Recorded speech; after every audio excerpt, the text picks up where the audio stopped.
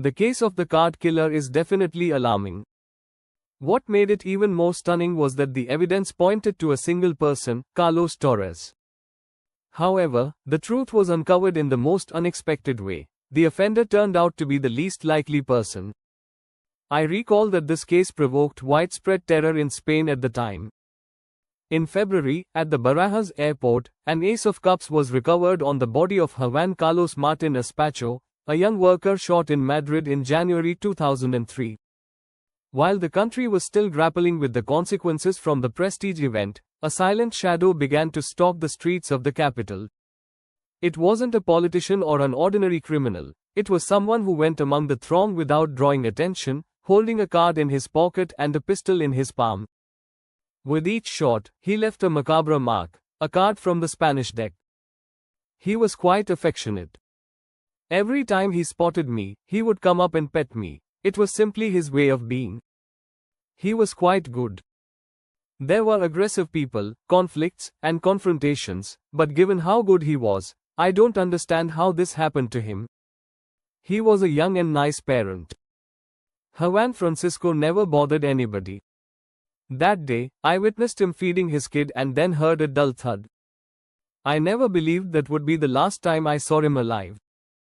On January 24, 2003, Juan Francisco Ledesma, a doorman on Alonso Cano Street, was discovered dead in his home.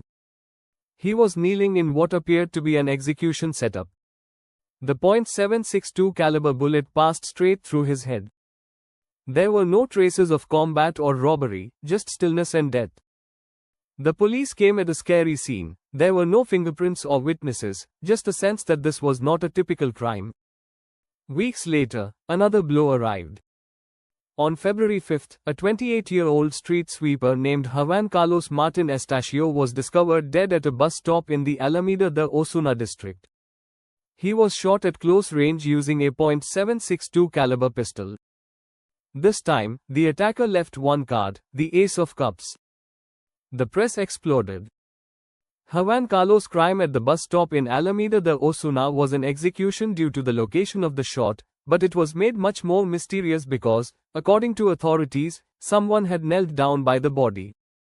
The sight of this card generated speculation that what had occurred was simply a settling of scores over a gambling debt.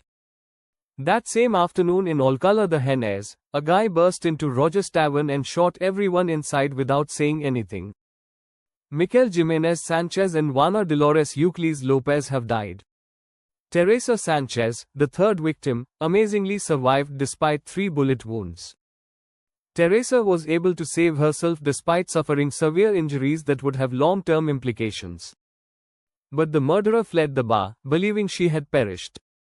Teresa was upset, suffering from both sadness and suicidal ideas. The investigators were perplexed and originally did not associate the crimes. There was no card in this case, hence there was no basis to suspect a relationship between the murders.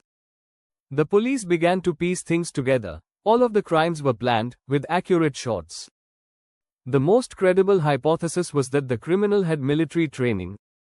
Meanwhile, the murderer appeared to be playing with his victims in public perception, as he was AWOL for a month following February 5. A thorough manner of operation, with no errors, fingerprints, or witnesses, and clean shots to the head or neck for all victims picked at random. Were we dealing with a psychopath or someone who was trained to kill without leaving a trace? The reaction arrived on March 7 in Tres Cantos. Santiago Eduardo Salas, 27, an Ecuadorian immigrant, was attacked while walking with a partner. He was shot in the face and luckily survived. The rifle jammed on the ground, allowing his friend to survive. He didn't greet me, he acted as if we were old friends, and suddenly I heard the blast. He fell, and I froze. He wanted to shoot me, but the gun failed. I ran without looking back. I will never forget his cold eyes. The media pressure was strong. The police created lines of investigation around Madrid, and the murderer, who now had a nickname, delighted in the spotlight. His final appearance came on March 18 on a remote road in Arganda del Rey. The victims, a Romanian couple named George and Doina Magda, were ruthlessly shot. His next move took him to Aganda, where he allegedly targeted a woman. What occurred was that as he stopped the automobile to approach her, he lost sight of her, and this individual bolted. He miscalculated the time and had to wait for the following victims, who were chosen completely at random, exactly as in past occasions. George and his wife Doina were two Romanian workers heading home after a long day at work. This time, the woman was shot 3 times at close range. The murderer left another card. There were countless coincidences, and the precision was unnerving. And one thing remains constant in all crimes: the signature of the deck of cards. Until July 2003, when everything came to a halt and the murderer arrived intoxicated in a Puerto Llano police station, delivering an extraordinary story that no one believed. He stated he was the card killer. I thought he was just another crazy person until he mentioned something that only we knew, that the cards had a blue dot on the back. That's when I knew he was serious. Thus, Alfredo Galán Sotillo, a former military and security guard, became Spain's first contemporary serial killer, with the worst yet to come: his military experience, psychological profile, and actual ambitions. It wasn't all over yet, and things weren't as straightforward as they appeared. He shot a young man who, despite being injured, lived. His friend was fortunate, since the assailant's gun jammed. When Alfredo Galán gave himself in July 2003, he used a cold and terrifying phrase: "I'm tired of police inefficiency, so I turn myself in. I am the card killer." On July 3, 2003, the case took a radically different direction. Alfredo Galán Sotillo, who had previously been a complete stranger, appeared at a police station in Puerto Llano. They didn't take him seriously at first because he was severely intoxicated when he came. Colleagues couldn't believe it. Here was someone visibly intoxicated, and all he could do was seek attention. I think something had to have reached him, like saying, "They are on my heels." In the end, they were doing very badly, and maybe at some point, he wanted to be known. He wanted them to know he was the one. "Police, civil guard, you are so clumsy you will never catch me. And I wanted to be known that I was the one." The confession was made at a police station in Puerto Llano, his hometown. He was inebriated and untidy, yet lucid, imparting facts that only the genuine killer could know. But who was this young man with a juvenile appearance and charming demeanor? Alfredo was a very quiet student who never spoke out in class. He was one of those youngsters that greeted everyone cordially, but no one truly knew him. The investigators disclosed a tidbit that had not been published to the press. The cards were marked with a blue pen with a blue dot on the back. After finishing his studies, Alfredo entered the army and was stationed at the military base in El Goloso, Madrid. He carried out 2 missions in Bosnia. According to military witnesses, something shifted in his demeanor at that point. Military Medical Report 2002, Gómez Ulla Central Hospital. Patient presents symptoms compatible with generalized anxiety, depressive tendencies, and contained aggression. Pharmacological treatment and restriction of weapons are recommended. Despite the medical advice, Galán persisted in the service a little longer. Following the Prestige crisis in Galicia, his crew was ordered to clean up duty. There, he engaged in repeated acts of insubordination. That's when his descent into personal hell started. They gave him pills, sometimes he mixed them with alcohol. He spoke of death as if it were nothing. He said that in Bosnia, he learned how easy it was to take someone's life. No one took him seriously until it was too late. Alfredo obtained his discharge from the army in March 2003. In a few days, he was hired as a security guard at Barajas Airport. However, something more joined him on his return: a Tokarev TT 3.762 caliber pistol, illegally imported from Bosnia, with which he began his grim work. Forensic Psychological Report 2003. The subject presents narcissistic and antisocial personality traits, perceiving himself as superior to others, feeling contempt for human life, and lacking empathy. Media fame stimulates him. He believes the world owes him something.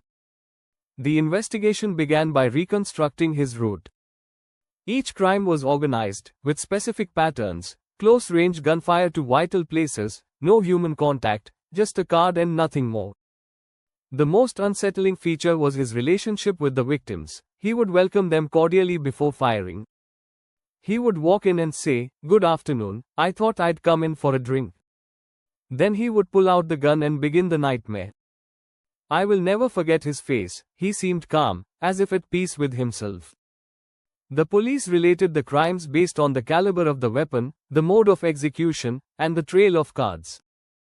But it wasn't easy. Garland had no criminal record, lived alone in a rented room, and didn't stick out.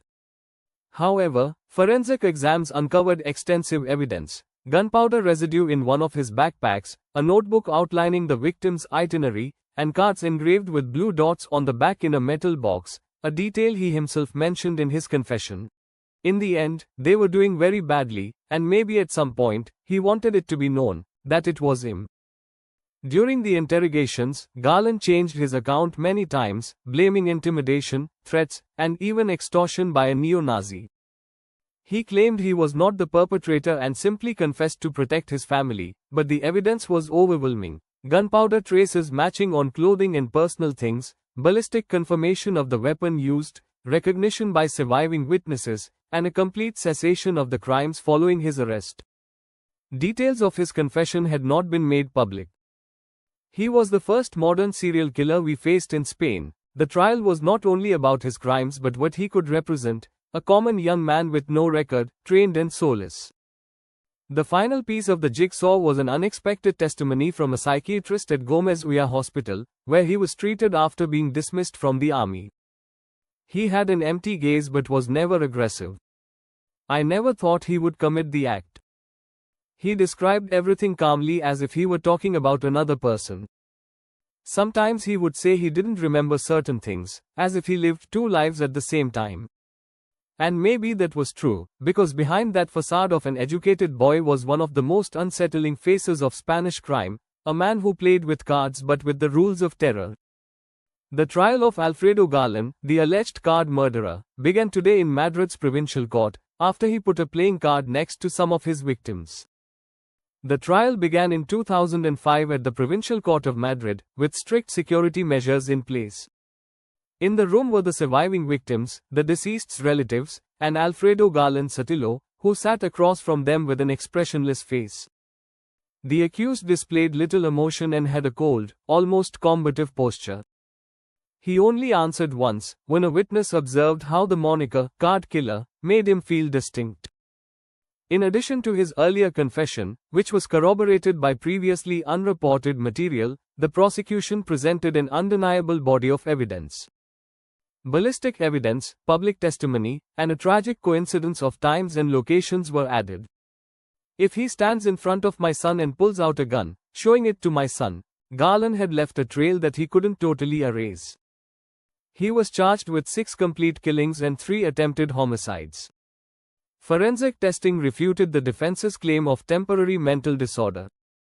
He was sentenced to 142 years and 3 months in jail, with no possibility of reduction. Garland, called the card murderer, has been condemned to 142. It wasn't crazy. It was calculating, ego, wrath, and a desire for fame. He chose his victims for no other reason than the potential to dominate their life, which is dreadful. Garland's psychological profile was among the most scary in recent criminal history. Unlike most serial killers, he had no history of domestic violence or a difficult family life, but he did have a profound emotional hold.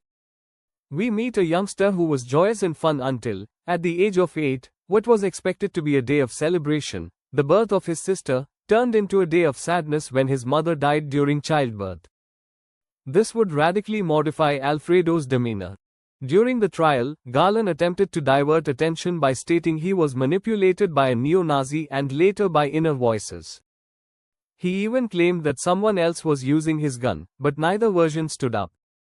"I saw his face. I will never forget it. They weren't eyes of madness, they were empty eyes, like someone who simply does not feel. He didn't want to rob, he didn't want to talk, he just wanted to destroy." Following his conviction, he was imprisoned at the Herrera de la Mancha prison, which is one of Spain's most guarded. During his early years, he remained in isolation, did not connect with other criminals, and hardly answered during evaluations. He was placid, read a lot, and never caused any troubles, yet the impression was unnerving. His presence was like a shadow. In 2018, his request for transfer was denied. He had sent a letter claiming to be a new man and begging another opportunity. Alfredo Garland was convicted under a penal statute that is no longer in effect, hence while he was sentenced to 142 years in jail, the maximum prison term imposed at the time for someone who committed 2 or more murders was 25 years of effective prison time. This is also unpleasant for the victims, as well as the citizens. That is, the second, third, fourth, fifth, and sixth murders will all cost me the same. The family did not forget the repercussions of his deeds. My son was 18 years old, waiting for the bus.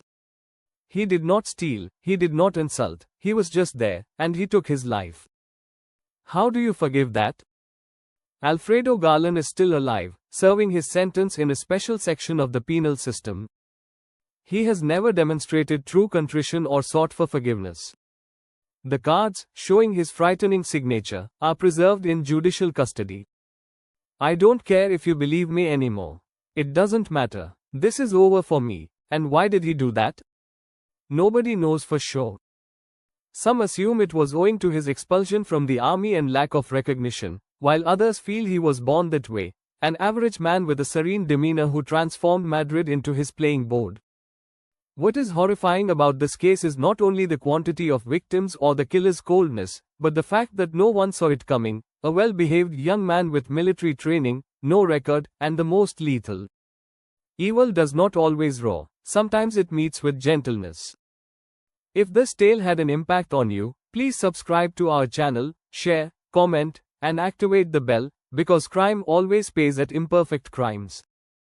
I believe Alfredo Garland always remained undetected and had a strong yearning for consideration and recognition from others, which is why we are talking about him today, or why Alfredo Garland is included in any criminology class addressing serial killers in Spain.